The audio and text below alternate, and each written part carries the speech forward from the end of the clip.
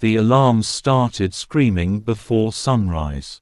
A deep metallic siren echoed across the colony of Haven, bouncing between the concrete walls and watchtowers. For a moment nobody moved. The survivors had heard alarms before. Small zombie groups sometimes wandered too close to the walls.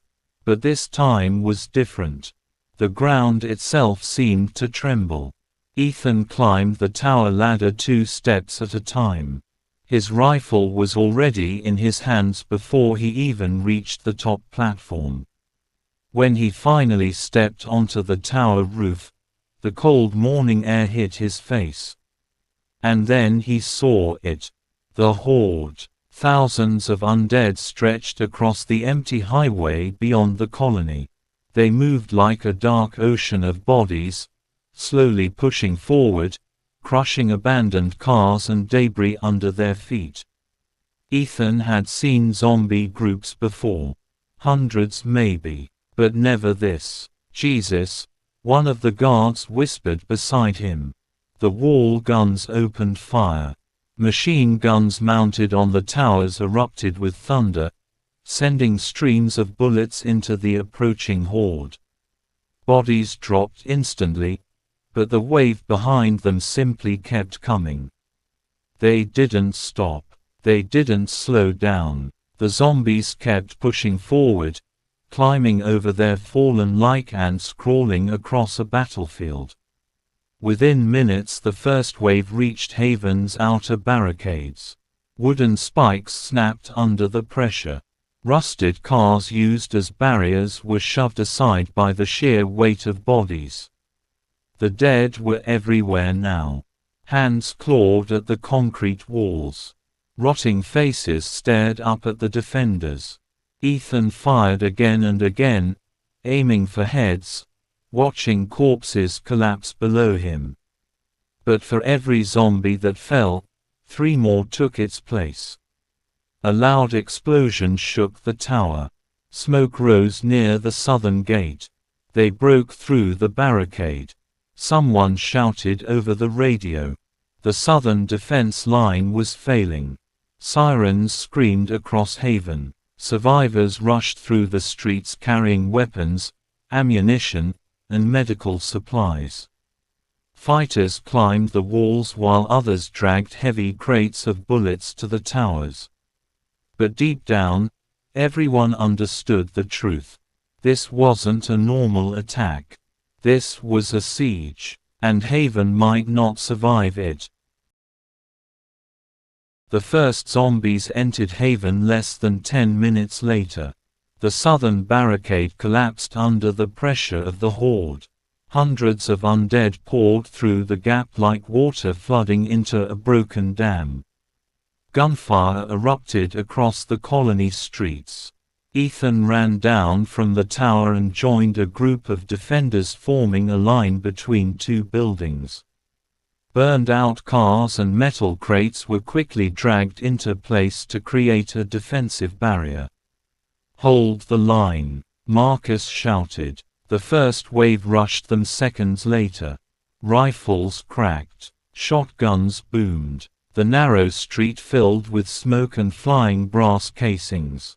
Zombies dropped one after another. But the dead kept coming.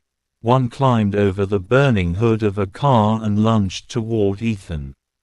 He fired point blank, the muzzle flashlighting the creature's decayed face for a split second before its skull shattered. Another slammed against the barricade. Then another. Soon dozens of undead were clawing over the defenses. A fighter next to Ethan screamed as a zombie grabbed his arm and dragged him down.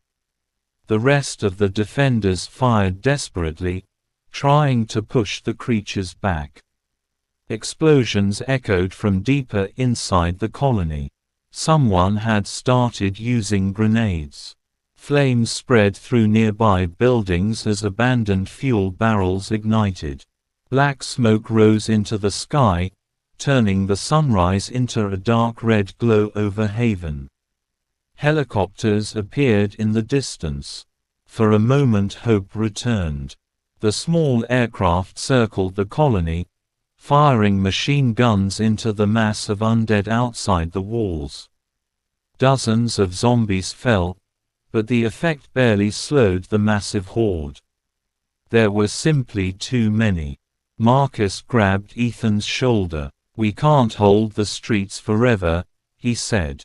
"Then what's the plan?" Marcus looked toward the massive steel gate at the center of Haven. The last gate. It was the colony's final defensive barrier. If that gate fell, Haven would fall with it. The last gate of Haven stood at the center of the colony like a fortress inside a fortress. Massive steel doors reinforced with welded plates blocked the main road leading to the inner district. Behind it were the most important parts of the settlement: the medical center, food storage, and the command tower. If the zombies reached that area, the colony would collapse within minutes. Hundreds of survivors gathered behind the gate. Fighters took positions along the barricades while engineers rushed to reinforce the steel doors with chains, scrap metal, and concrete blocks. Ethan climbed onto a truck parked beside the gate and scanned the burning streets behind them. The horde was coming. Through the smoke he could see thousands of shapes moving between the ruined buildings. "They're pushing through the outer districts," someone said. The first zombies appeared seconds later. Dozens stumbled into the open road leading to the gate. Gunfire erupted instantly, cutting them down before they could reach the barricades. But more followed, then hundreds. Soon the road was completely filled with the undead. Machine guns thundered from the barricades. Flames lit the battlefield. Bodies piled higher and higher in front of the gate as defenders fought desperately to hold the line. But the horde kept growing. The pressure against the barricades increased every minute. Then something strange happened. The zombies suddenly stopped attacking. Instead, they began gathering in massive numbers outside the gate, pressing together like a living wall of corpses. Ethan frowned. "That's not normal." Marcus stared at the crowd of undead. "They're building pressure." "What?" Before Marcus could answer, the horde surged forward all at once. Thousands of bodies slammed against the barricades and steel gate like a tidal wave. Metal groaned. Chains snapped. The entire structure shook violently. And for the first time since the siege began, the defenders realized the horrifying truth. The gate might not hold. Inside the command tower, chaos ruled. Maps covered the main table while radios crackled non-stop with desperate voices from across Haven. Fighters were running out of ammunition. Medical teams were overwhelmed. And the gate wouldn't hold much longer. Commander Reyes slammed his fist onto the table. "If that gate breaks, we lose the colony." Silence filled the room. Then an engineer stepped forward. "There might be another option." Everyone looked at him. "The old hydroelectric dam," he said. Ethan recognized the place immediately. The dam stood about 2 kilometers outside Haven. Before the apocalypse it had powered the nearby city. "What about it?" Marcus asked. "If we overload the turbines," the engineer explained, "the explosion would collapse the main spillway. And the flood would wipe out most of the horde outside Haven."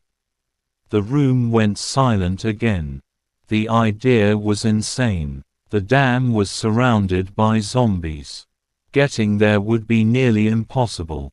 And someone would have to stay behind long enough to trigger the overload. "Whoever does it won't make it back," Ethan said quietly. The engineer nodded. Commander Reyes looked around the room. Every person there understood the situation. If no one went to the dam, Haven would fall. Finally Marcus stepped forward. "I'll do it." Ethan immediately shook his head. "Not alone." Marcus looked at him. "You're volunteering." Ethan checked the magazine in his rifle. "If we're going to save Haven," he said, "we do it together." Outside the tower, the massive gate slammed again under the pressure of thousands of undead. And this time, a long crack appeared in the steel.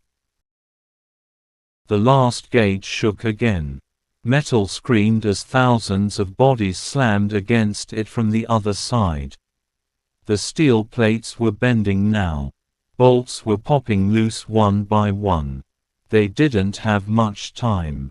Ethan and Marcus rushed through the inner district of Haven while mechanics prepared the only armored truck still working in the colony. The vehicle looked like it had survived a war. Welded metal plates covered the windows and thick steel bars protected the engine. It was slow, but it might survive the road. A group of fighters loaded crates of ammunition into the back. Others handed Ethan extra magazines and a shotgun. "You'll need it," one of them said. Marcus climbed into the driver's seat and turned the ignition. The engine roared to life with a deep mechanical growl. Outside the gate the horde roared back. The impact shook the entire street. Someone shouted over the radio, "The gate is failing." Ethan climbed onto the turret mounted on the roof of the truck and loaded the machine gun. "Then we better move," he said. The heavy steel gate behind them slowly opened just enough for the truck to pass.